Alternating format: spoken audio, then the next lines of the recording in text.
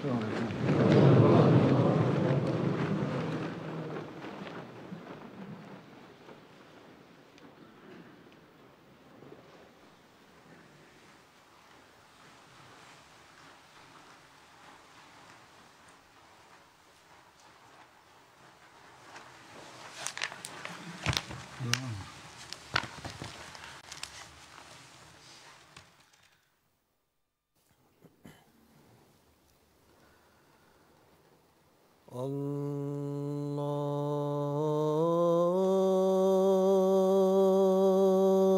أكبر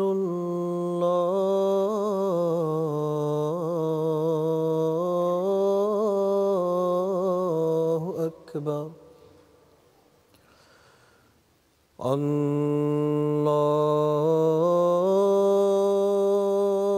الله أكبر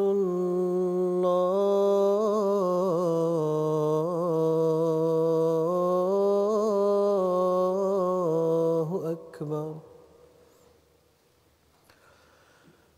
أشهد أن لا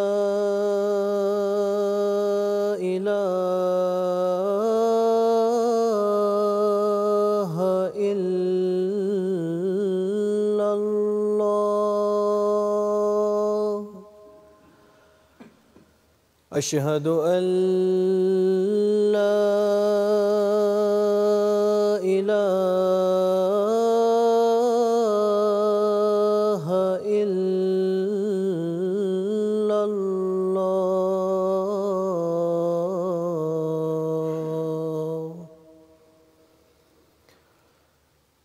أشهد أن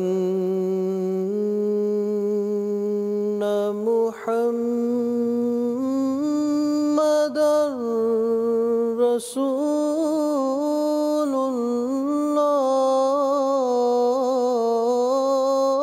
الله أشهد أن محمدًا رسول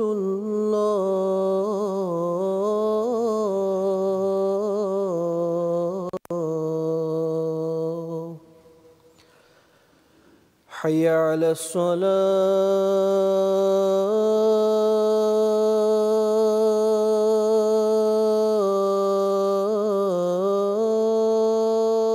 الصلاة حي على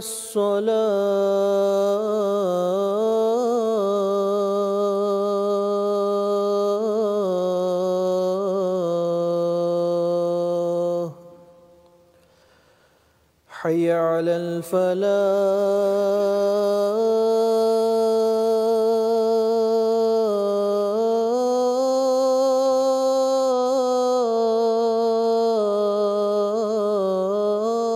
الفلاح حي على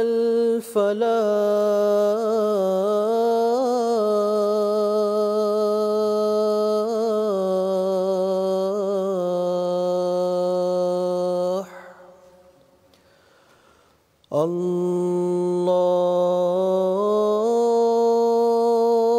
الله أكبر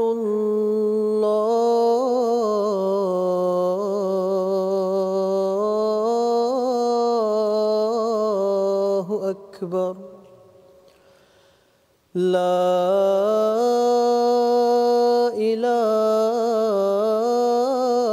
إله إلا الله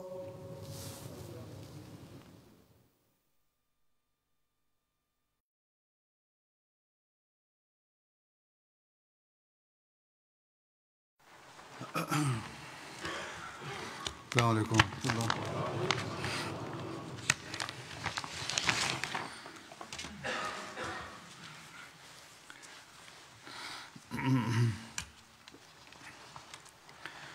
أشهد أن لا إله إلا الله وحده لا شريك له وأشهد أن محمدًا عبده ورسوله أما بعد فأعوذ بالله من الشيطان الرجيم بسم الله الرحمن الرحيم الحمد لله رب العالمين الرحمن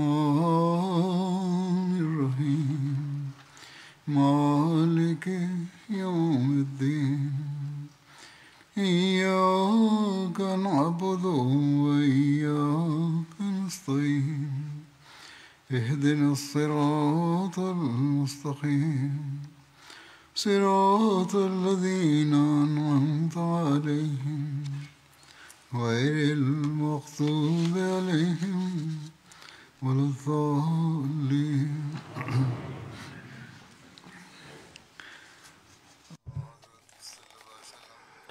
মহানবী সাল্লাল্লাহু আলাইহি সাল্লামের জীবনীর ধারাবাহিক আলোচনায় আজকে একটা অভিযানের কথা বলবো। এটিকে উৎকা অভিযান বলা হয়। 10ই মুহররম 6 হিজরিতে এই অভিযান বা সারিয়া পরিচালিত হয়েছে। হুজুর সাল্লাল্লাহু আলাইহি সাল্লাম হযরত মুহাম্মদ বিন মাসলামাকে 30 জন অশ্বারোহী সহ এই এলাকায় পাঠিয়েছেন। কোথা বনু বকরের একটা শাখা ছিল যা জারিয়ার পাশে বুকরাত নামক স্থানে যারা বসবাস করত। বুকরাত মদিনার 7 রাতের সফরের দূরে অবস্থিত একটা এলাকা। জারিয়া বনু কেলাবের একটি পুরনো প্রাচীন গ্রাম বা জনবসতি ছিল। এটিও মদিনার 7 রাতের সফরের দূরত্বে অবস্থিত। পুরনো রওয়ায়াত অনুসারে বলছি এটি। আজকে হয়তো দূরত্ব অনেক কমে গিয়ে থাকবে। একটি রওয়ায়াতে এটিও রয়েছে জারিয়া মদিনা থেকে 1 বা 2 রাত সফরের দূরে অবস্থিত। 3 জন সাহাবীর মাঝে হাজবাদ বিন বেশার, সালামা বিন সালামা, 30 জনের ভিতর হারিস বিন খাজামাও ছিলেন। মহানবী সাল্লাল্লাহু আলাইহি সাল্লাম এই জামাতকে রাতে সফর করার, দিনে পালিয়ে লুকিয়ে থাকার এবং রাতে আক্রমণের নির্দেশ দেন। সারাবা নামক স্থানে যখন তারা অবস্থান করছিলেন, এটি নজদের একটি জায়গা, সেখানে কিছু বাহন তারা পেয়েছেন। মুহাম্মদ বিন মাসলামা তার এক সাথীকে পাঠান তাদেরকে জিজ্ঞেস করার জন্য যে তারা কারা। জিজ্ঞেস করে জানা যায় যে তারা মাহারেব গোত্রের মানুষ। তারা পাশে অবস্থান করছিল। নিজেদের গবাদি পশুকে তারা চড়ার জন্য ছেড়ে দিয়ে রেখেছিল। মুসলমানরা তাদেরকে সুযোগ দেন।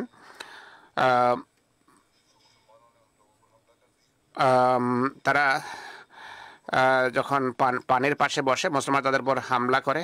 কিছু লোককে তারা হত্যা করেন আর অন্যরা পালিয়ে যায়। যাদেরকে পালিয়ে যায় তাদের পিছু দেওয়া করা হয়নি। সাহাবারা উট এবং গবাদি পশুকে হেঁকে নিয়ে যান।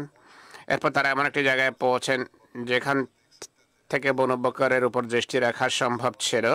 হযরত মুহাম্মদ বিন মাসলামা হযরত আয়েস বিন বুসরকে বনু বকর জনবসতির দিকে খবরাখবর নেওয়ার জন্য পাঠান। হযরত আয়েস ফিরে এসে মুহাম্মদ বিন মাসলামাকে পরিস্থিতি সম্পর্কে অবহিত করেন। এরপর হযরত মুহাম্মদ বিন মাসলামা তার সাথীদেরকে নিয়ে বের হন, বনু বকরের উপর হামলা করেন। তাদের 10 ব্যক্তিকে হত্যা করা হয়। উট এবং গবাদি পশু হেঁকে নিয়ে আসা হয়। আর এরপর মদিনার দিকে দ্রুত তারা ফিরে আসেন। হযরত মুহাম্মদ বিন মাসলামা কয়েকজন সাথীকে গবাদি পশুর জন্য পিছনে ছেড়ে আসেন। উটগুলো হেঁকে তিনি নিজে মদিনায় পৌঁছেন। এরপর ছাগ পালো এসে যায়। মহানবী এগুলো থেকে খমস বা 1/5 বের করেন। বাকি মুহাম্মদ বিন মাসলামার সাথীদের মাঝে বন্টন করেন। এক উট 10টি ছাগলের সমান অংশ হিসাবে ভাগ করা হয়েছে। ইতিহাসের একটি পুস্তক থেকে এটি নেয়া। পুরো বিস্তারিত বিবরণ নেই, এর অবশ্য পরে ব্যাখ্যা আসবে। 150 উট এবং 3000 ছাগল নিয়ে আসা হয়েছিল। এই অভিযানের জন্য মোহাম্মদ বিন মাসলামা 19 রাত মদিনার বাইরে অবস্থান করেন আর 6 হিজরির 30 মুহররম মদিনায় প্রত্যাবর্তন করেন। এর বিস্তারিত বিবরণ দিচ্ছেন হুজুর এখন। तो उसमें जब शीर अहमद साहब ने जो বিভিন্ন বই এবং ইতিহাসের গ্রন্থ থেকে মির্জা বশির আহমদ সাহেব যা বর্ণনা করেছেন তার আলোকে বলা হচ্ছে 6 হিজরির সূচনা ছিল মাত্র চন্দ্র বছরের প্রথম মাস অর্থাৎ মুহররমের প্রাথমিক দিনগুলো ছিল। হুজুর সাল্লাল্লাহু আলাইহি সাল্লাম নাজদবাসীদের পক্ষ থেকে আশঙ্কা অনুভব করেন। কুর্তা গোত্রের পক্ষ থেকে এই আশঙ্কা ছিল, যারা বনু বকর গোত্রের একটি শাখা ছিল। নজদ অঞ্চলে দরিয়া নামক স্থানে তাদের বসতি ছিল, মদিনা থেকে 7 রাতের সফরের দূরত্বে অবস্থিত। এই সংবাদ পেয়ে হুজুর তাৎক্ষণিকভাবে 30 জন অশ্বারোহীর একটা ছোট্ট বাহিনী তার এক সাহাবী মুহাম্মদ বিন মাসলামা আনসারের নেতৃত্বে নজদের উদ্দেশ্যে প্রেরণ করেন। কিন্তু আল্লাহ তাআলা কাফেরদের হৃদয়ে এমন ত্রাস সঞ্চার করেন যে তারা সামান্য মোকাবেলার পরে পালিয়ে যায়। আর সেই যুগের যুদ্ধরীতি অনুসারে মুসলমানদের জন্য এটা সুযোগ ছিল শত্রুদের নারী এবং শিশুদের বন্দী করার, কেননা শত্রু তাদেরকে ছেড়ে পালিয়ে গিয়েছিল। কিন্তু মুহাম্মদ বিন মাসলামা নারী এবং শিশুদের কিছুই বলেননি, আর সাধারণ মালে গনিমত অর্থাৎ উট এবং ছাগপাল নিয়ে মদিনায় ফিরে আসেন। এই ব্যাখ্যা এসে গেছে যে শত্রু জাতি ছিল, তারা মদিনায় হামলা করার ষড়যন্ত্র করছিল। তাদেরকে প্রতিহত করার জন্য মহানবী পাঠিয়েছেন এই বাহিনী। সেখানেও কোমলতা প্রদর্শন করা হয়, নারী এবং শিশুদেরকে কিছুই বলা হয়নি। बिन उसाल তখন সুমামা বিন সালের ইসলাম গ্রহণের উল্লেখ পাওয়া যায়। কুর্তা অভিযান থেকে ফিরে আসার পথে সুমামা বিন সালের বন্দী হওয়ার ঘটনা ঘটে। সিরাত খাতামান নবীনের বিবরণ রয়েছে। এই অভিযান অর্থাৎ কুর্তাস সারিয়া থেকে প্রত্যাবর্তনের পথে সুমামা বিন ওয়াসাল বন্দী হয়। এ ব্যক্তি ইয়ামামার অধিবাসী ছিল আর বনু হানিফা গোত্রের খুবই প্রভাবশালী এক নেতা ছিল। ইসলাম এর চরম শত্রুতা রাখত ইসলামের প্রতি, সবসময় নির্দোষ মুসলমানদের হত্যার জন্য ষড়যন্ত্র করত।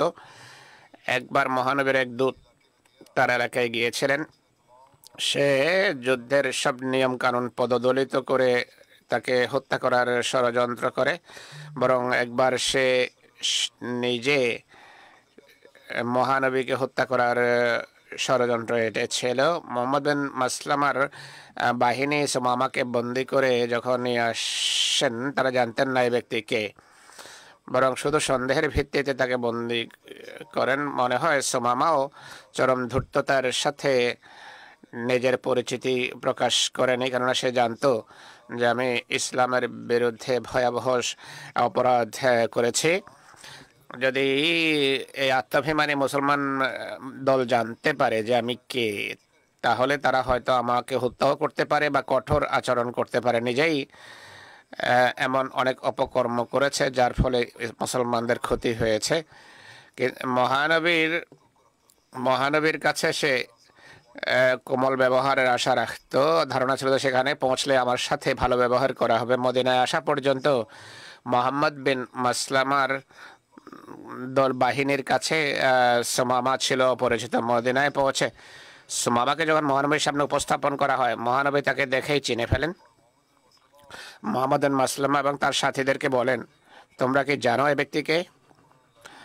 তারা অজ্ঞতা প্রকাশ করেন। মহানবী তাদের সামনে বাস্তব চিত্র প্রকাশ করেন। এরপর মহানবী রীতি অনুসারে সুমামার সাথে উত্তম ব্যবহারের নির্দেশ দেন।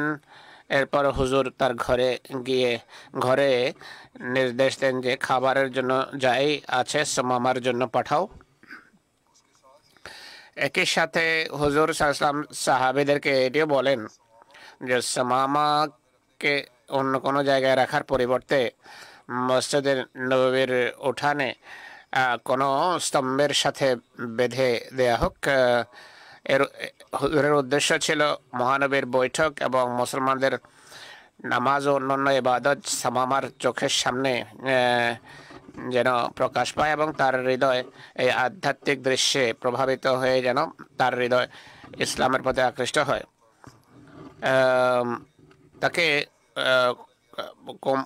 কোমল আচরণ করা হয়, এক বন্দীকে যেভাবে বাধা হয় সেভাবে বাধা হয়েছে তাকে। কোনো কঠোর আচরণ বা কঠোর ব্যবহার করা হয়নি। হাত পা নাড়তে পারতো না এমন ছিল না। সেই দিনগুলোতে হুজুর সাল্লাল্লাহু আলাইহি ওয়াসাল্লাম প্রত্যেক দিন সকালে সুমামার কাছে যেতেন, তার খবরাখবর নিতেন যে সুমামা তোমার ইচ্ছা কি, তোমার কি চাও। সুমামা উত্তর দিত, হে মোহাম্মদ, আপনি যদি আমাকে হত্যা করতে চান তাহলে সেই অধিকার আপনার আছে, কারণ আমার বিরুদ্ধে হত্যা করার অভিযোগ রয়েছে। কিন্তু আপনি যদি এহসান করেন, অনুগ্রহ করেন, তাহলে আমাকে কৃতজ্ঞ পাবেন। যদি ফিদিয়া নিতে চান, আমি ফিদিয়া দেওয়ার জন্য প্রস্তুত। 3 দিন পর্যন্ত একই প্রশ্ন উত্তর চলতে থাকে। তৃতীয় দিন মহানবী সাল্লাল্লাহু আলাইহি ওয়াসাল্লাম নিজেই সাহাবীদেরকে বলেন, সুমামাকে ছেড়ে দাও, বাঁধন খুলে দাও, মুক্ত করে দাও। সাহাবীরা তাই করেন। সুমামা খুব দ্রুত মসজিদ থেকে বেরিয়ে যায়, বাইরে চলে যায়। সাহাবীরা হয়তো ভেবেছেন যে সে এখন স্বদেশে ফিরে যাচ্ছে বা ফিরে যাবে, কিন্তু হুজুর সাল্লাল্লাহু আলাইহি ওয়াসাল্লাম বুঝতে পেরেছিলেন সুমামার হৃদয়ে ইসলামের জন্য বিজিত হয়েছে, মুসলমানরা তার মন জয় করে নিয়েছে। এখন মহানবীর পবিত্র আধ্যাত্মিক শক্তির প্রভাব এসে প্রভাবিত ছিল। সে পার্শ্ববর্তী একটা বাগানে যায়। লেখা আছে যে সে পার্শ্ববর্তী বাগানে যায়, গোসল করে সেখান থেকে ফিরে আসে। এসেই মহানবী সাল্লাল্লাহু আলাইহি সাল্লামের পবিত্র হাতে ইসলাম গ্রহণ করে। এরপর সে মহানবী সাল্লাল্লাহু আলাইহি সাল্লামকে বলে যে, হে আল্লাহ রসুল সাল্লাল্লাহু আলাইহি সাল্লাম, একটি সময় এমন ছিল যখন সারা পৃথিবীতে আপনার সত্তা, আপনার ধর্ম এবং আপনার শহরের প্রতি আমার সবচেয়ে বেশি শত্রুতা ছিল। কিন্তু এখন আমি আপনার পবিত্র সত্তা, আপনার ধর্ম এবং আপনার শহরকে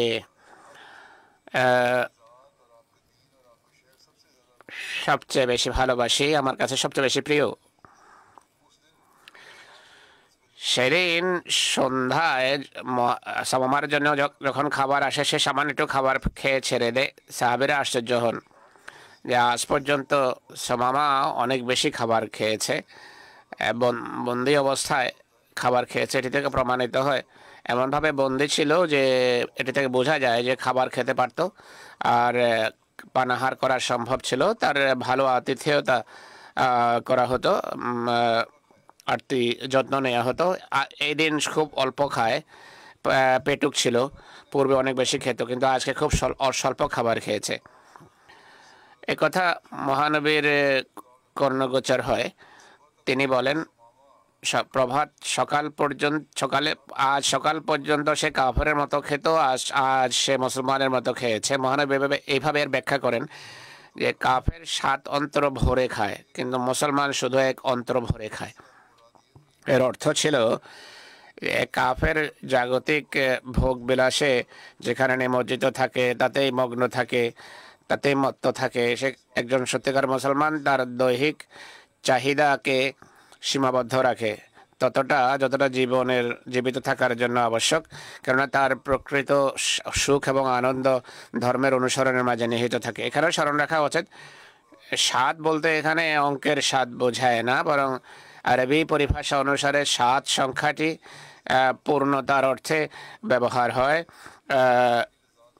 বা অনেক বেশি হওয়ার অর্থে ব্যবহার হয়। এর অর্থ হলো কাফের জাগতিক ভোগ বিলাসে আনন্দে লিপ্ত মত্ত থাকে, কিন্তু মোমেন জাগতিক আনন্দ ভোগ বিলাস থেকে নিজেকে বিরত রাখে আর প্রকৃত প্রয়োজনের যে সীমারেখা সেটিকে লঙ্ঘন করে না, কেননা তার প্রকৃত সুখ আনন্দের জগৎ ভিন্ন।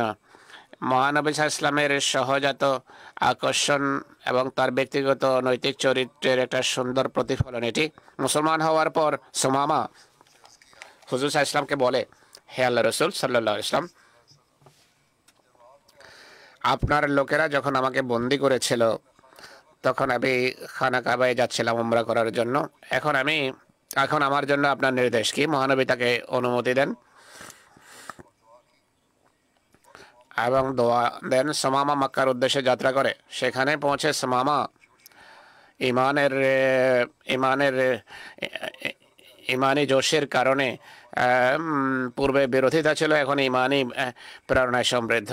কুরাইশদের সামনে তিনি প্রকাশ্যে কুরাইশদেরকে তবলিগ করা আরম্ভ করার মৌকা বসে। কুরাইশ এই দৃশ্য দেখলে তাদের চোখে রক্ত নেমে আসে। তারা সুমামাকে ধরে হত্যা করার ষড়যন্ত্র করে, কিন্তু এরপর তারা ভাবে যে সেই ইয়ামামা অঞ্চলের নেতা, ইয়ামামার সাথে মক্কার বাণিজ্যিক সম্পর্ক আছে।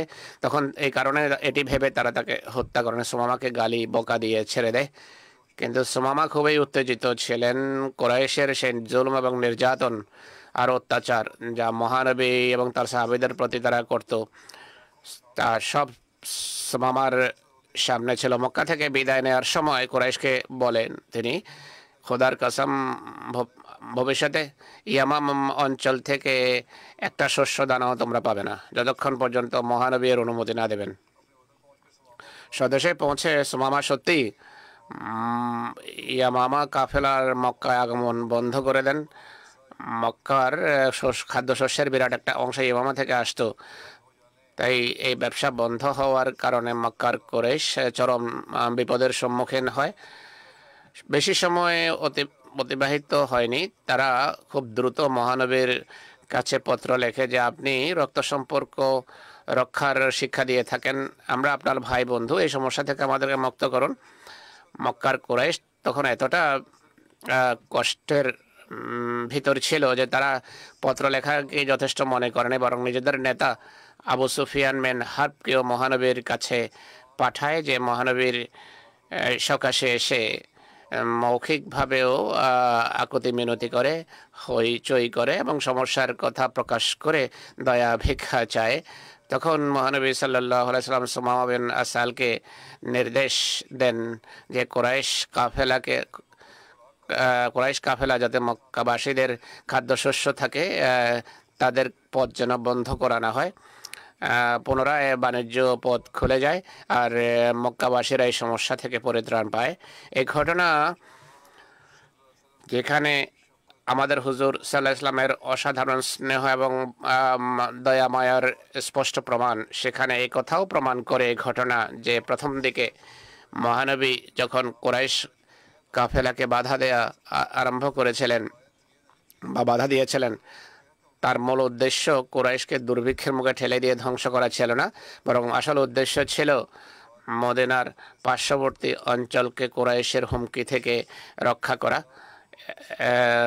এই ঘটনার মাধ্যমে এই ব্যাখ্যাও করা যায় যে ইসলামী শিক্ষা অনুসারে যাদের সাথে যুদ্ধ হচ্ছে তাদের সাথেও সাধারণ যোগাযোগ ব্যবস্থাকে বন্ধ করার অনুমতি নেই, যে কারণে যার ফলে খাদ্যশস্যের সরবরাহ বন্ধ হতে পারে বা খাদ্যশস্য সরবরাহ প্রভাবিত হতে পারে। যুদ্ধাস্ত্র যা খাদ্যশস্যের বাইরে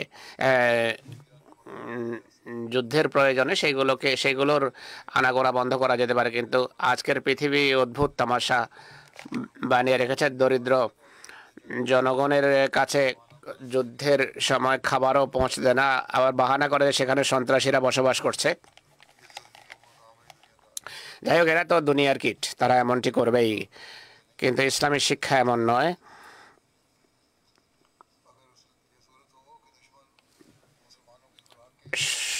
মুসলমানদের খাদ্য এই শত্রু মুসলমানদের খাদ্য শস্য সরবরাহ বন্ধ করলে কোরআনে শিক্ষা হলো জাযা ও সাইয়াতিন সাইয়াতুম মিসলুহা।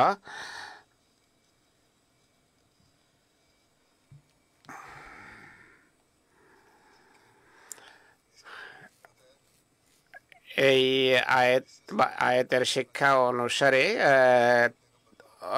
তাদের খাদ্যশস্য সরবরাহ বন্ধ করা যেতে পারে এই আয়াত অনুসারে, কিন্তু সুমামা বিন ওয়াসাল যে নিজ অঞ্চলের একজন প্রভাবশালী নেতা ছিলেন, তার তাবলীগের ফলে ইয়ামামার অনেকেই ইসলাম গ্রহণ করে। এরপর যখন মহানবী সাল্লাল্লাহু আলাইহি ওয়াসাল্লামের মৃত্যুর সময় ঘনিয়ে আসে, আবু বকরের খেলাফতের প্রথম দিকে মুসাইলামা কাজ্জাব যে মিথ্যা নবুয়তের দাবিকারক ছিল,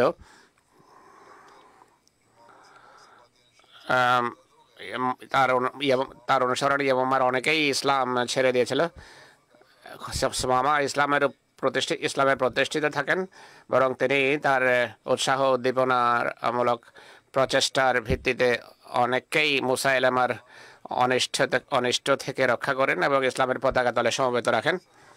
আর মুসাইলামার ফিতনা নিরসনে উল্লেখযোগ্য ভূমিকা রাখেন। এটি হলো এই অভিযান সংক্রান্ত বিবরণ। কিছু জানাজা পড়াবো। একটি হাজের জানাজা এসেছে কিনা হুজুর জিজ্ঞেস করছেন। আব্দুল লতিফ খান সাহেবের জানাজা, হাজের জানাজা, যিনি মিডল সেক্সের আঞ্চলিক আমির ছিলেন। 11ই ডিসেম্বরে তিনি ইহধাম ত্যাগ করেন 86 বছর বয়সে। ইন্না লিল্লাহি ওয়া ইন্না ইলাইহি রাজিউন। তিনি হযরত মসিহ মওদের সাহাবী হযরত মোহাম্মদ জহুর খান পটিয়ালভি রাদিয়াল্লাহু তাআলার পুত্র এবং হযরত ডক্টর হাশমাতুল্লাহ খান সাহেবের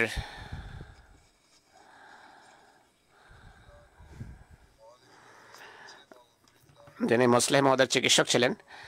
হাশেম খান হাশমাতুল্লাহ সাহেবের ভাতিজা ছিলেন। হাশমাতুল্লাহ খান সাহেব মুসলিম মওদের ব্যক্তিগত চিকিৎসক ছিলেন।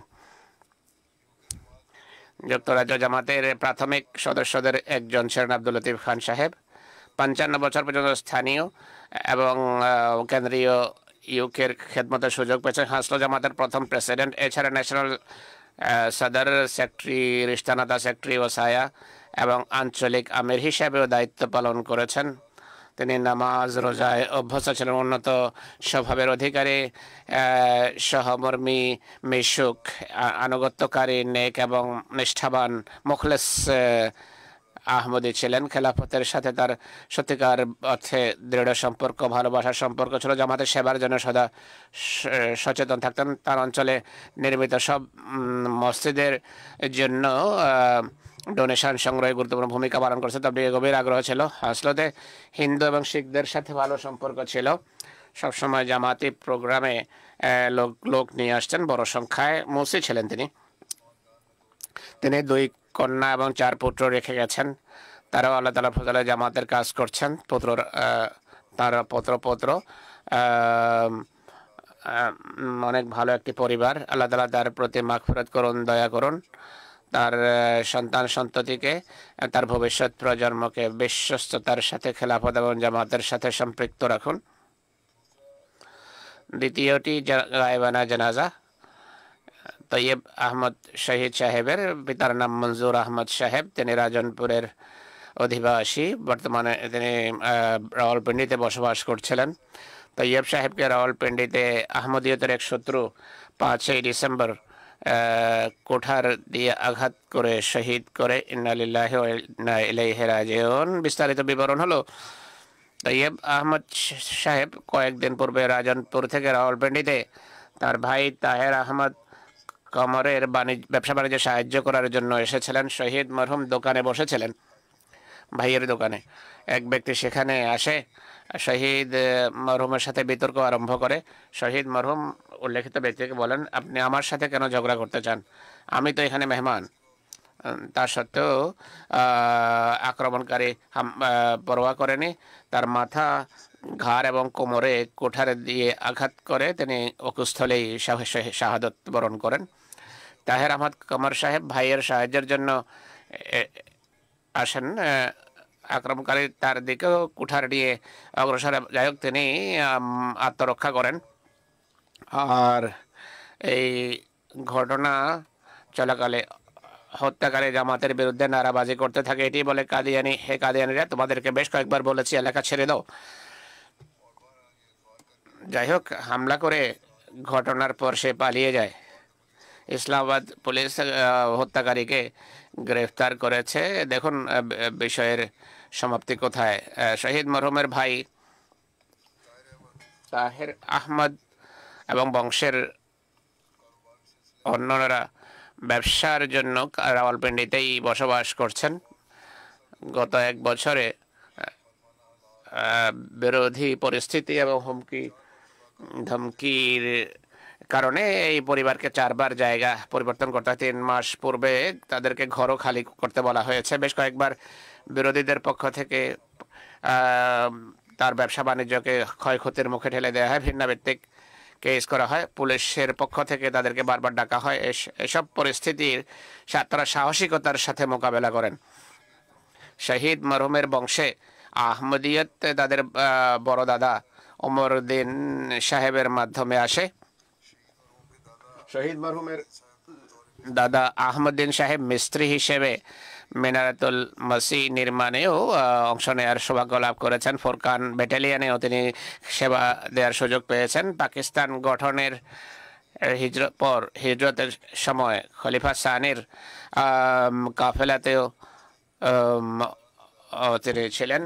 পাকিস্তানে এসে রহিমিয়ার খানের কান্দাহারাতে জামাত প্রতিষ্ঠা করেন। জামাতের প্রেসিডেন্ট হিসেবে সেবাদানের সুযোগ পান। আহমদিয়া বাইতুল জিকের নির্মাণে উল্লেখযোগ্য ভূমিকা রাখেন। শহীদ অসুস্থতার কারণে পড়ালেখা করতে পারেননি, কিন্তু লিখতে জানতেন, পড়তে জানতেন। খুব সরল প্রাণ ছিলেন। কৃষি এবং কায়িক শ্রম ছিল তার পেশা। 5 বেলার নামাজ এবং তাহাজ্জুদে অভ্যস্ত ছিলেন। ঘরের সব সদস্যদেরকে নামাজ পড়ার নসিহত করতেন। খেলাফতের প্রতি সীমাহীন ভালোবাসা ছিল। পিতামাতার সেবা করতেন।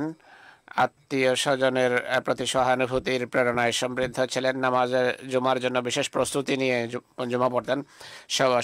প্রথম আজানের সাথে সাথে তিনি মসজিদে পৌঁছে যেতেন। শহীদ মরহুমের পিতা মঞ্জুর সাহেব বলেন, জীবনের প্রথম অংশে একবার শহীদ এশার নামাজ না পড়ে শুয়ে যান। স্বপ্নে শহীদ দেখেন যে কেউ তাকে বকাঝকা করে ঘুম থেকে উঠায় এবং বলে যে নামাজ কেন পড়েনি। এরপর শহীদ জীবনে কখনো আর নামাজ ছাড়েননি, বরং তাহাজ্জুদও পড়তেন। তার স্ত্রী গজালা সাহেবা বলেন যে 5-6 বছর পূর্বে বিয়ে হয়েছে, কিন্তু আমাকে সর্বদা নামাজের নসিহত করতেন যে নামাজ নিয়মিত আদায় করবে। মাহমুদ আহমদ রেহেন সাহেব মুরব্বী জেলা, তিনি বলেছেন যে শহীদ মরহুমের সাথে প্রথম সাক্ষাতে তিনি বলেন যে আমি জামাতের সেবার জন্য সর্বদা উপস্থিত, কোনো প্রয়োজন হলে আমাকে অবশ্যই বলবেন। শহীদ মরহুম ওয়াকফে জিন্দেগিদের খুবই ভালোবাসতেন। সরল এবং স্বল্পভাষী মানুষ ছিলেন। যখন মসজিদে আসতেন সুন্নত আদায়ের পর জিক্রে ইলাহিতে মশগুল হয়ে যেতেন। মরহুমের শোকসন্তপ্ত পরিবারে মাতা মাকসুদা বিবি সাহেবা, স্ত্রী গজালা সাহেবা এবং 2 ভাই রয়েছেন। তার এক ভাই মুআল্লিম ওয়াকফে জদিদ হিসেবে সেবা করছেন। তার কোনো সন্তান ছিল না। অনুরূপভাবে তার 2 জন বোনও আছেন। আল্লাহ তাআলা শহীদ মরহুমের পদমর্যাদা উন্নীত করুন আর শোকসন্তপ্ত পরিবারকে ধৈর্য ও মনোবল দিন। দ্বিতীয় জানাজা, গায়েবানা জানাজা স্নেহের মুআইয়দ আবু আওয়াদ রাজা, ফিলিস্তিনের অধিবাসী। তিনিও একটি ড্রোন হামলায় 20 বছর বয়সে শহীদ হয়েছেন। ইন্না লিল্লাহি ওয়া ইন্না ইলাইহি রাজিউন। শরীফ ওদে সাহেব কাওয়াবির আমির তিনি লিখেছেন যে মুআইয়দ আবু আওয়াদ 20 বছর বয়সী, লাজুক স্বভাবের এবং যুদ্ধাবস্থা সত্ত্বেও সর্বদা উৎসাহী এক যুবক ছিল। হিউম্যানিটি ফার্স্টের লোকেরা বলেছেন যে আমাদের খুবই উত্তম কর্মী ছিল সে হিউম্যানিটি ফার্স্টে কাজ করত। তার বংশে আহমদিয়াত তার পিতা মুআইয়দ সাহেবের মাধ্যমে এসেছিল, যিনি সম্ভবত 2009 বা 2010 সনে নিজ পরিবার সহ বয়াত করেছিলেন। মুআইয়দ মরহুম, যেমনটি আমি পূর্বেও বলেছি, হিউম্যানিটি ফার্স্টের টিমে স্বেচ্ছাসেবী হিসেবে কাজ করার সুযোগ পেয়েছেন। ময়নেদ নিজ পরিবার এবং অন্যান্য লোকদের কষ্টকে অনুভব করতো এবং তাদের সেবাতে রত থাকতো বা প্রস্তুত থাকতো। সেখানে খাবারের কিছুই ছিল না, তাই যে যে কোনো স্থান হতে এক লোকমা খাবার পাওয়া কোনো নেয়ামত থেকে কম ছিল না। খুবই দুরবস্থা সেখানে। ইসরায়েল সেখানে সাহায্য পৌঁছতে দেয় না। শাহাদাতের ঘটনা থেকে কিছুদিন পূর্বে ময়নেদ গাজার দক্ষিণে খাবারের সন্ধানে যায়। এই এলাকা দিয়ে খাবারের গাড়ি যায়, কিন্তু অধিকাংশ সময় সেগুলোর উপর আক্রমণ করে সব ধ্বংস করে দেয়া হয় বা সেগুলোকে লুট করা হয়। তাই কোনো কোনো যুবক সেই এলাকায় যায় যেন তারা হয়তো বা ধ্বংসস্তূপ থেকে কোথাও কোনো খাবার পেয়ে যান। অনেক সময় সেখানে মাটি মিশানো আটা পাওয়া যায়, কিন্তু এটিও তাদের জন্য এক অসাধারণ নিয়ামত হিসেবে দেখা দেয়। ময়নেদ একবার সেখানে যায়, তখন সৌভাগ্যক্রমে সেখানে নিজ পরিবার এবং প্রতিবেশীদের জন্য কিছু আটা পেয়ে যায় এবং ঘরে নিয়ে আসে। তার মাতাও আনন্দিত ছিলেন যে বেশ কিছু লোক জীবিত থাকার জন্য কিছুটা খাবার পাবে, কিন্তু তার পিতা বকা দেন যে সেখানে পুনরায় যাবে না, কেননা সেখান থেকে জীবিত ফিরে আসাও কোনো মজেদার চেয়ে কম নয়। তুমি এখনো যুবক, জীবনে সামনে অনেক কিছু করতে হবে, তাই কয়েক গ্রাম আটার জন্য সেখানে গিয়ে নিজ জীবন কে বিপদের সম্মুখীন করবে না। যা হোক, 3 ডিসেম্বর তারিখে পুনরায় সে নিজ দুই বন্ধুর সাথে খাবারের সন্ধানে সেখানে চলে যায়। সেখানে এক ফিলিস্তিনি ভাইয়ের লাশ সে দেখতে পায়। যখন সেই এলাকায় যায়, আশেপাশে কিছু কুকুর ছিল। তারা সেই লাশ টানা হেঁচড়া করছিল। তারা নিজেদের মূল উদ্দেশ্য ভুলে সেই লাশকে উঠিয়ে অ্যাম্বুলেন্সে পৌঁছায় যেন সে তার সৎকার করা যায়। তখনই এক আহত মহিলা এবং তার কন্যার আওয়াজ তারা শুনতে পায়। তারাও আহত ছিল। তারা 3 জন স্ট্রেচার নিয়ে আহত মা এবং মেয়েকে নিয়ে আসতে যায়। তখনই এমন সময় ইসরায়েলি প্লেন থেকে মিসাইল চালানো হয় তাদের উপর, আর তারা সবাই সেখানেই শহীদ হয়। আর তৃতীয় যে সঙ্গী ছিল তাদের, সে সৌভাগ্যক্রমে বেঁচে যায় এবং সেই সব কিছু বর্ণনা করে এবং বলে যে এটিও খুবই আফসোস যে ময়নেদ এবং তার সঙ্গীর লাশ উঠাতে যারা গিয়েছিল তারা সেখানেই নিহত হয়। অবশেষে গতকাল এক হাসপাতাল থেকে তাদের লাশ পাওয়া যায়, একদিন পূর্বেই পাওয়া গিয়েছিল। শহীদের পিতা মুয়াইয়াদ সাহেব জামাতের খুবই নিষ্ঠাবান এবং বিনয়ী এই সদস্য। সর্বদা জামাতের জন্য কাজ সন্ধান করতে থাকেন। ইউনিটি ফাস্টের ক্যাম্পে তিনি কোনো নির্দিষ্ট জায়গায় নামাজের জন্য পরিষ্কারের কাজ অন্য কাউকে করতে দেন না, নিজেই করেন। সর্বদা নিষ্ঠার সাথে সেবার জন্য প্রস্তুত থাকেন। তার পিতাও আহমদিয়াত গ্রহণের পর অনেক কষ্টের সম্মুখীন হয়েছেন, আর যেহেতু তিনি একান্ত সাহসী ছিলেন, খুবই উচ্চস্বরে বিভিন্ন মসজিদে গিয়ে ঘোষণা দিতেন যে মসি এসে গেছেন। অধিকাংশ স্থানে এই কারণে তাকে মার খেতে হতো, বরং হজরত মসিহ মাউদ আলাইহিসসালামের উপর ঈমান আনার কারণে স্থানীয় সরকার তাকে মুরতাদ ঘোষণা করে বহু সপ্তাহ জেলে রেখেছে। কিন্তু এই সমস্ত বিপদের বা পরীক্ষার সময়ও তিনি সুদৃঢ় থাকেন এবং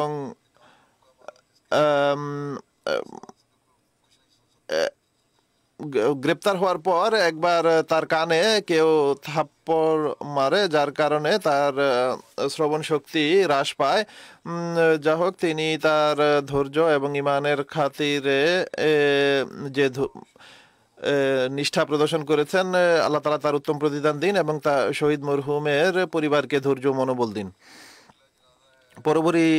পরবর্তী জানাজা গায়েব মৌলভী আব্দুল বাট সাহেব দরবেশ কাদিয়ান, যিনি কিছুদিন পূর্বে কাদিয়ানে 100 বছর বয়সে ইন্তেকাল করেছেন। ইন্না লিল্লাহি ওয়া ইন্না ইলাইহি রাজিউন। আইয়ুব বাট সাহেব এক বর্ণনায় লিখেছিলেন যে তার মাতা মুকাররমা করিম বিবি সাহেবার মাধ্যমে তার বংশে আহমদিয়াত এসেছিল। তিনি মিরপুর কাশ্মীরের নিবাসী ছিলেন, আর তার এক ভাই সৈয়দ আরশাদ আলী সাহেব কাদিয়ান থেকে শিক্ষা লাভ করে ফিরে গিয়েছিলেন। তার তবলিগে তার মাতা বয়াত করেছিলেন, পরবর্তীতে তার পিতাও বয়াত করেন। আইয়ুব ভট্ট সাহেব দরবেশের লেখা অনুযায়ী তিনি যুবক বয়সে স্বপ্নে মহানবী সাল্লাল্লাহু আলাইহি ওয়াসাল্লামকে ঘোড়ায় আরোহণ করা অবস্থায় দেখেন। এই স্বপ্নের ব্যাখ্যা তার মাতা করেন যে আল্লাহ তাআলা তোমাকে ধর্মের সেবা করার তৌফিক দিবেন। 1939 সালে তিনি নিজ জীবন উৎসর্গ করেন এবং ব্যবস্থাপনার পক্ষ থেকে তাকে ইরান যাওয়ার নির্দেশ দেওয়া হয়। সেখানে 5 বছর পর্যন্ত ধর্মসেবা করতে থাকেন। এরপর কাবুল যাওয়ার নির্দেশ হয়। কাবুল যাওয়ার জন্য তিনি কোয়েটাতে ছিলেন। তখন আমির সাহেব জামাত আহমদিয়া কোয়েটা তাকে বলেন যে আপনাকে কাদিয়ানে ডাকা হয়েছে। দেশ বিভাগের সময় ছিল এটি, ইন্ডিয়া পাকিস্তানের বিভক্তি হচ্ছিল। হযরত মুসলিম মাউদ রাদিয়াল্লাহু তাআলা আনহু হিজরত করে লাহোরে অবস্থান করছিলেন। যখন মৌলভী সাহেব লাহোরে পৌঁছেন তখন তাকে বলা হয় যে কাদিয়ানে যাওয়ার জন্য এই শেষ ট্রাক যাচ্ছে, আর এরপর হয়তো বা কোনো ট্রাক আর যেতে পারবে না, তাই আপনি কাদিয়ানে চলে যান। কাদিয়ানে পৌঁছে মৌলভী সাহেবকে বিভিন্ন স্থানে ডিউটি দেওয়ার সুযোগ হয়। এরপর হযরত মুসলিম মাউদের নির্দেশ অনুযায়ী তাকে হিন্দুস্তানে তবলিগি বিভিন্ন স্থানে মুআল্লিম প্রেরণ করা হয়েছিল। তাকেও এক স্থানে প্রেরণ করা হয়, ঝাঁসিতে, ইউপিতে তাকে প্রেরণ করা হয়। খুবই উত্তমভাবে তিনি সেখানে তার তবলিগের দায়িত্ব পালন করেন এবং হিন্দুদের সাথেও বেশ উত্তম সম্পর্ক ছিল। একবার এক হিন্দু গুরু অসুস্থ হয়, তার মুরিদ মৌলভী সাহেবকে বলে যে কোনো ওষুধ দিন। তিনি বলেন যে সকালে এসো। তিনি বলেন যে রাতে আমি দোয়া করি। তখন রাতে হযরত মুসলিম মাউদ রাদিয়াল্লাহু তাআলা আনহুকে স্বপ্নে দেখি, আর তিনি নিজ ওষুধের বাক্স খুলে বলেন যে এই ওষুধ দিয়ে দাও। মৌলভী সাহেব মরহুম ঘোষণা করে বলেন যে সকালে যখন আমি ঘুম ভাঙে সেই শিশি আমার হাতে ছিল, আমি তা থেকে 3 ফোঁটা ওষুধ তাকে খাইয়ে দেই এবং এতে তিনি ভালো হয়ে যান। হিন্দুস্তানের বিভিন্ন স্থানে তিনি সেবা করার সুযোগ পেয়েছেন, আর এর মাঝে হোমিওপ্যাথির ডিগ্রিও তিনি অর্জন করেন।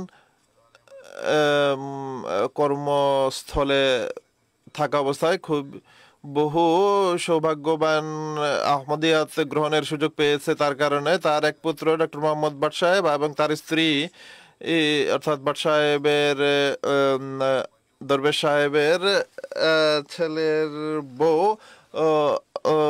তিনি দীর্ঘকাল ঘানায় জামাতের সেবা করেছেন আর আজকাল নূর হাসপাতাল কাদিয়ানে নিজ সেবা করে যাচ্ছেন। তিনিও ডাক্তার। তার দ্বিতীয় পুত্র ডাক্তার, আমেরিকায় থাকেন। আল্লাহ তাআলা মরহুমের মর্যাদা উন্নীত করুন এবং তার সন্তান এবং বংশধরদের তার নেকি ধরে রাখার তৌফিক দিন। পরবর্তী স্মৃতিচারণ মুকাররম ডক্টর মাসুদ আহমদ মালিক সাহেব, যিনি সাবেক নায়েব আমির ইউএসএ ছিলেন। তিনি 86 বছর বয়সে কিছুদিন পূর্বে ইন্তেকাল করেছেন। ইন্না লিল্লাহি ওয়া ইন্না ইলাইহি রাজিউন। তিনি ওসিয়তকারী ছিলেন। তিনি হযরত আল হাজ মৌলভী মোহাম্মদ আব্দুল্লাহ সাহেব সাহাবী, হযরত মসিহে মাউদ আলাইহিসসালামের প্রপৌত্র এবং মালিক আব্দুর রহমান সাহেবের পৌত্র ছিলেন। আল্লাহ তাআলার কৃপায় ওসিয়তকারী ছিলেন আর 2000 সনে হজ করার তৌফিক লাভ করেছেন। তিনি পাকিস্তান থেকে শিক্ষা লাভ শেষ করে আমেরিকায় চলে যান। সেখানে ইউনিভার্সিটি অফ নেব্রাস্কা থেকে পিএইচডি সম্পন্ন করেন। এরপর চাকরি করতে থাকেন বিভিন্ন জায়গায়। জামাতি সেবার মাঝে মরহুম 2013 থেকে আমৃত নায়েব আমির আমেরিকা এবং 1988 থেকে 2013 পর্যন্ত জেনারেল সেক্রেটারি আমেরিকা হিসেবে কাজ করেছেন। এছাড়া বিভিন্ন স্থানীয় জামাতেও প্রেসিডেন্ট হিসেবে সেবা করার সুযোগ পেয়েছেন। হযরত খলিফাতুল মসিহ রাবে রাহিমাহুল্লাহ তাআলার পুস্তক revelation, rationality, knowledge and truth এর জন্য বিভিন্ন উদ্ধৃতি সন্ধানের ক্ষেত্রে তিনি তার টিম সহ সেবা করার সুযোগ পেয়েছেন। হযরত খলিফাতুল মসিহ রাবে তাকেও কাজে লাগিয়েছেন এই বই লেখার সময়, আর বেশ কয়েক বছর যাবত এই কাজ চলমান ছিল। আমির সাহেব জামাত আমেরিকা তিনি লিখেছেন যে আত্তার সাহেব কয়েক দশক আমেরিকা জামাতের নিষ্ঠার সাথে সেবা করেছেন। খিলাফতের আনুগত্যকারী এবং খলিফার ডাকে সর্বদা লাব্বায়েক বলতেন, আর জামাতের কাজের গুরুত্ব অনুধাবন করতেন, আর সর্বদা তাকে জামাতের আনুগত্যকারী হিসেবে পেয়েছি। তার স্ত্রী ফরিদা সাহেবা লিখেছেন যে মালিক সাহেব তার অধিকাংশ সময় ধর্মসেবায় অতিবাহিত করার চেষ্টা করতেন। সপ্তাহে 4 দিন 10 ঘন্টা কাজ করতেন, যেন শুক্র, শনি এবং রবিবার জুমার দিন সহ যেন জেনারেল সেক্রেটারি দফতরে কাজ করতে পারেন। আর নিজ জবেও 10 ঘন্টা কাজ করার পর সোজা অনেক সময় মসজিদে চলে যেতেন। অনেক রাত পর্যন্ত কাজ করতেন। নাস্তাও এই ধারণায় যাওয়ার সময় গাড়িতে করে নিয়ে যেতেন যে কিছুটা সময় বাঁচানো যাবে, যেন জামাতি কাজ করা যায়। জামাতি সম্পদের সুরক্ষা এবং তা খরচ করার ক্ষেত্রে অনেক সাবধানতা অবলম্বন করতেন। এক কর্মীকে তিনি বলেন যে এখন জামাতে অনেক স্বাচ্ছন্দ্য চলে এসেছে, কিন্তু যেভাবে যে বেতনের সাথে খরচ করা উচিত তা অনেকে করে না। অপ্রয়োজনীয় খরচ অনেকে করে বসে। তাই যারা পুরনো লোক আছে তারা এই বিষয়টির প্রতিও অনেক খেয়াল রাখে যে যেভাবে জামাতের সম্পদ ব্যয় হওয়া উচিত সেভাবে অনেক সময় হয় না। এই ক্ষেত্রেও সমস্ত কর্মকর্তাদের খেয়াল রাখা উচিত। তার কন্যা সারা বলেন যে মরহুমকে সর্বদা জামাতের সেবায় রত দেখেছি। তিনি তার ঘরে টেবিলের সামনে একটি সাইন লাগিয়ে রেখেছিলেন যে আজ আমি যাই করেছি আমার জামাতের সেবায়। আর তিনি সর্বদা জামাতের সেবা করারই চেষ্টা করেছেন প্রতিদিন। তার ভাই মোবারক সাহেব বলেছেন যে বাইতুর রহমানের নির্মাণ শেষ হওয়ার পর প্রতিদিন কাজ থেকে সোজা জামাতের অফিসে চলে আসতেন এবং বিশেষ করে মজলিসে শুরার দিনগুলোতে অনেক বেশি ব্যস্ততা থাকতো তার। অনেক রাত পর্যন্ত কাজ করতেন। তার অনেক পরিচিত ব্যক্তি লিখেছেন যে জামাতের জন্য অত্যন্ত সম্মান এবং দরদ ছিল তার মনে। আর নিজ সন্তানদের মাঝেও জামাতের প্রতি আন্তরিকতা সৃষ্টির চেষ্টা করেছেন। নিজেও সৎ পথে চলতেন এবং সন্তানদেরও একই নসিহত করেছেন। আত্মীয়তার সম্পর্ক সুরক্ষার চেষ্টা করতেন। প্রয়োজনের মুখাপেক্ষীদের সর্বদা সাহায্যের চেষ্টা করতেন আর সবসময় সুস্থদের শুশ্রূষা করতে যেতেন। অনেক যোগ্যতা সম্পন্ন এক নিষ্ঠাবান এবং বিনয়ী মানুষ ছিলেন। সকল কাজ সূক্ষ্মতার সাথে করতেন এবং নিজ দায়িত্ব অনুধাবন করে সেটি পালন করার চেষ্টা করতেন। মসজিদে অধিকাংশ সময় অতিবাহিত করার চেষ্টা করতেন। আল্লাহ তাআলা মাগফিরাত এবং কৃপার আচরণ করুন, তার মর্যাদা উন্নীত করুন, তার সন্তান এবং বংশধরদের তার পূর্ণ সময় ধরে রাখার তৌফিক দিন। পরবর্তী স্মৃতিচারণ মোকাররম শব্বির আহমদ লোধি সাহেব, যিনি মিয়া মোহাম্মদ শব্বির সাহেব মরহুমের পুত্র ছিলেন আর আমাদের মুরব্বী সিলসিলা ফররুখ শব্বির লোধি সাহেবের পিতা ছিলেন। ৬২ বছর বয়সে কিছুদিন পূর্বে তিনি মৃত্যুবরণ করেছেন। ইন্না লিল্লাহি ওয়া ইন্না ইলাইহি রাজিউন। তার বংশ আহমদিয়াতের সূচনা তার দাদা মিয়া শাহাবুদ্দিন সাহেব অফ লোধি এর মাধ্যমে হয়েছে। তিনি খিলাফতে সানিয়ার যুগে বয়াত করে জামাতের অন্তর্ভুক্ত হওয়ার তৌফিক পেয়েছেন। মরহুম ওসিয়তকারী ছিলেন। সবচেয়ে বড় ছেলে ফারুক লোধি লাইবেরিয়াতে মুবাল্লিগ সিলসিলা হিসেবে কাজ করছেন আর বেশ কয়েক বছর যাবৎ তিনি সেখানে কাজ করার সুযোগ পাচ্ছেন। আর কর্মক্ষেত্রে থাকার কারণে নিজ পিতার জানাজা এবং তদফিনে অংশ নিতে পারেননি। শব্বির লোধি সাহেব মোবাল্লিগ সিলসিলা তিনি লিখেছেন নিজ পিতার সম্পর্কে যে আল্লাহ তাআলার কৃপায় তাহাজ্জুদ গুজার, 5 ওয়াক্ত নামাজে অভ্যস্ত, বাজামাত নামাজ আদায়ের চেষ্টা করতেন, ধর্মকে জাগতিকতার উপর প্রাধান্য দিতেন, কোরআন তিলাওয়াত এবং জামাতের বই পুস্তক পাঠকারী, খিলাফতের প্রতি অগাধ ভালোবাসা রাখতেন, নিয়মিত খুতবা শুনতেন, বিভিন্ন তাহরিকে লাব্বায়েক বলে সাড়া দিতেন, নফল রোজা নিয়মিত রাখতেন, সর্বদা জামাতের সেবার জন্য প্রস্তুত থাকতেন। ওয়াকফে জিন্দেগীদের প্রতি বিশেষ ভালোবাসা পোষণ করতেন, কর্মকর্তাদের সম্মান করতেন, জামাতের ব্যবস্থাপনার জন্য আত্মাভিমান রাখতেন, ভালোবাসার সাথে তরবিয়ত করতেন, বিপদের সময় ধৈর্য ধারণকারী ছিলেন, আল্লাহ তাআলার উপর পূর্ণ ভরসা করতেন, নিজ বিপদের সময় আল্লাহর উপর ভরসা করতেন, অন্যদের সাহায্যকারী ছিলেন, কারো জন্য মনে কোনো ক্ষোভ রাখতেন না, কারো ও সফলতাকে আল্লাহ তাআলার কৃপা আখ্যা দিতেন, খোলা মনে জামাতের জন্য আর্থিক কুরবানি করতেন, নিজ অধীনস্থদের সাথে ব্যবহার করতেন। আরো মানুষ একই গুণাবলীর কথা লিখেছেন, শুধু তার ছেলের কথাই নয়। গুজরাওয়ালাতে এক যুগে যখন কলেমা মুছে দেওয়ার তাহরিক করা হয়, তখন তাকে নির্ধারণ করা হয়েছিল। তিনি লিখেছেন যে যখনই কলেমা মুছে দেওয়া হতো তিনি পুনরায় সেখানে গিয়ে কলেমা লিখে দিতেন। খুবই সাহসিকতার সাথে কাজ করেছেন সেই সময় তিনি। এরপর আরো লিখেছেন যে একটি উল্লেখযোগ্য বৈশিষ্ট্য ছিল যে তার কারণে কারো কারণে তার মনে কোনো কষ্ট হলে কখনো তিনি প্রত্যুত্তর করতেন না, ধৈর্যের সাথে সহ্য করতেন আর নিজের বিষয় আল্লাহ তাআলার হাতে ছেড়ে দিতেন, নিজ দোয়ার সাথে নিজ কষ্টের মোকাবেলা করতেন। স্কুলে যেখানে তিনি পড়াতেন অনেক বেশি বিরোধিতা করে তার সঙ্গীরা, বরং তার কোনো সহকর্মী বলে যে তাকে এক ছাত্রকে বলে যে তাকে গুলি করলে আমরা তোমাকে পুরস্কার দিব। যা হোক, আল্লাহ তাআলা তাকে সুরক্ষিত রেখেছেন, অনেক সাহসের সাথে তিনি সেখানে কাজ করেছেন। আল্লাহ তাআলা তার সাথে কৃপার আচরণ করুন, তার মর্যাদা উন্নতি করুন, তার সন্তানদেরও তত্ত্বাবধায়ক হন। নামাজের পর আমি ইনশাআল্লাহ তাদের সবার জানাজা পড়াবো।